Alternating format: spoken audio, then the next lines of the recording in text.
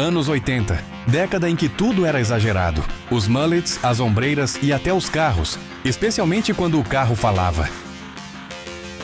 Hoje vamos viajar para 1982 e lembrar uma das séries mais icônicas da TV mundial. Super Máquina, conhecida lá fora como Knight Rider. Michael Knight, KITT, ação, dublagem clássica e nostalgia pura. Bora? Então embarca no Pontiac preto, liga o LED vermelho e vem comigo em mais uma viagem nostálgica.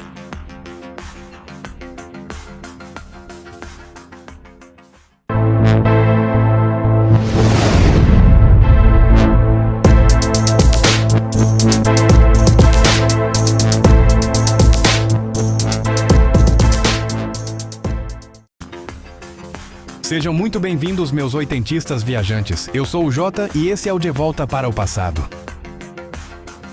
Knight Rider foi criada em 1982 por ninguém menos que o lendário produtor Glenn A. Larson, o mesmo responsável por clássicos como Battlestar Galactica, Magnum, Duro na Queda e Buck Rogers no século 25. Foi exibida originalmente pela NBC e teve 4 temporadas com um total de 90 episódios. A ideia? Uma série de ação onde o herói não era apenas um cara bonitão, mas também um carro extremamente inteligente, as loucuras maravilhosas dos anos 80. A trama acompanha Michael Knight, interpretado pelo sempre carismático David Hasselhoff, conhecido pelo mullet impecável e olhar de "deixa que o papai resolve". Depois de quase morrer em serviço, Michael Knight dedica sua vida em favor da justiça trabalhando para a FLAG, Foundation for Law and Government, ou Fundação para a Lei e Governo, fundação privada com acesso a recursos de ponta, desenvolvida para atuar onde a lei comum não alcança. É então que entra o verdadeiro astro do seriado, KITT, um Pontiac Firebird Trans Am modificado, com inteligência artificial, personalidade sarcástica e aquele icônico scanner vermelho na frente.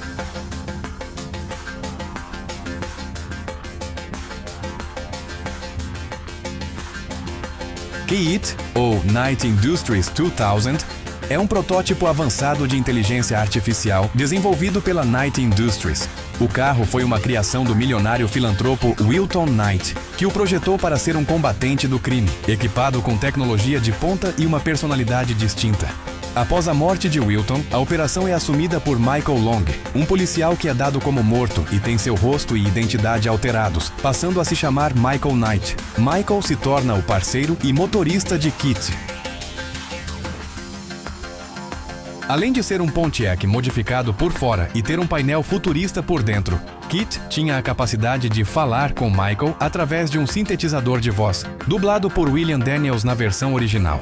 Em sua versão brasileira foi dublado pelo lendário Isaac Bardavid nas 3 primeiras temporadas e pelo fantástico André Filho na 4ª e última temporada.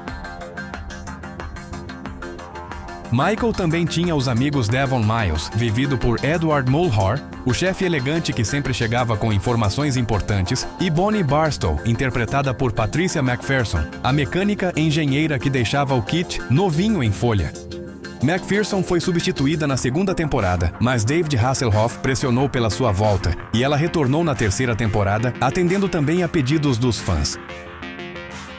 No Brasil, a série foi exibida pela primeira vez na TV Record, que na época tinha sede em São Paulo.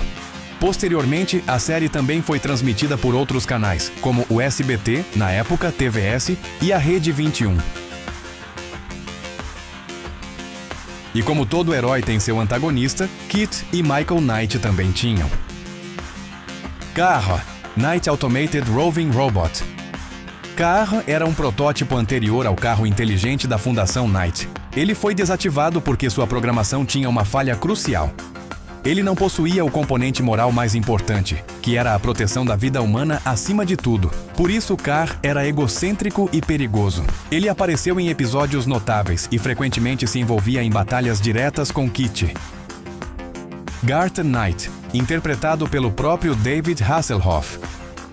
Garth era o filho vilão do falecido Wilton Knight, o fundador da FLAG, Fundação para a Lei e o Governo. Garth escapou da prisão na África e buscou vingança contra Michael e a Fundação. Ele operava um caminhão fortemente modificado e quase indestrutível chamado Golias, que servia como uma espécie de supervilão veicular contra KITT. A equipe da Fundação Knight também combatia criminosos e bandidos diferentes em cada episódio, mas Carr e Garth Knight foram os antagonistas mais notórios e memoráveis da série. A Super Máquina abriu as portas para David Hasselhoff, lhe garantindo um papel em SOS Malibu, e até alçando sua carreira como cantor.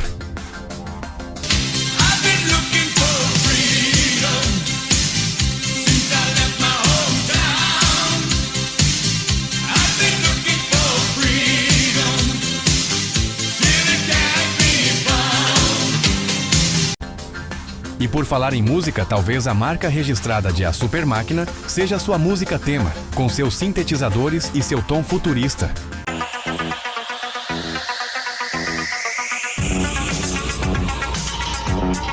A Super Máquina. Um voo de sombras ao mundo perigoso de um homem que não existe. A ideia para a criação da série é bem curiosa. Conta-se uma história que, durante uma discussão na NBC sobre a dificuldade de encontrar atores bonitos que soubessem atuar, um executivo brincou que eles poderiam fazer um programa onde o carro fizesse todo o trabalho e o ator principal apenas dissesse algumas palavras. O mais surpreendente é que essa ideia foi aceita e um carro falante acabou sendo aprovada. O conceito e o tom da série foram baseadas no Cavaleiro Solitário. Glenn Larson adaptou o arquétipo do herói justiceiro do Velho Oeste para um cenário contemporâneo, utilizando a tecnologia como o principal parceiro do protagonista. Ao invés de um cavalo branco e fiel, Silver no original, Michael tinha Kit, um carro Pontiac Firebird Trans Am preto e super inteligente, que era seu fiel companheiro e confidente. A máscara do herói era o fato de ele ter uma nova identidade após ser dado como morto, trabalhando para a organização secreta Flag. Essa abordagem permitiu que a série explorasse temas clássicos de justiça e moralidade, mas com um apelo moderno e tecnológico que cativou o público dos anos 80.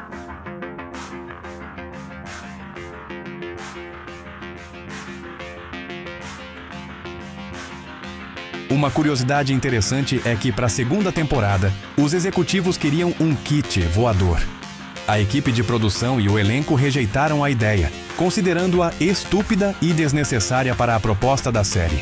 E convenhamos, não teria realmente nada a ver com a proposta, já que, apesar de tecnológico e futurista, a Super Máquina era mais pé no chão, por assim dizer. Para as cenas de ação, diálogos, acrobacias e assim por diante, foram usados cerca de 23 carros. No entanto, restam apenas cerca de 5 kits genuínos no mundo, pois o restante foi destruído em um acidente de trem quando estavam sendo transportados de volta para a General Motors no final da série. Mais uma coisa, lembra do Turbo Boost, aquele salto maneiro que o carro dava? Nunca existiu de verdade. A equipe usava rampas, cortes rápidos e muita coragem dos dublês.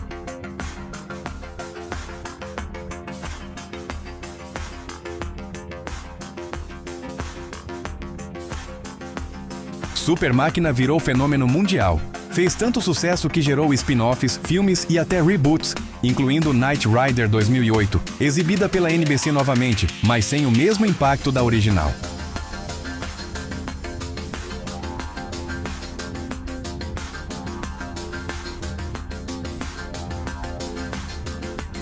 Os fãs até hoje mantêm clubes, encontros de Trans Am e recriações perfeitas do kit. A série se tornou símbolo do melhor e às vezes do mais exagerado da cultura pop dos anos 80.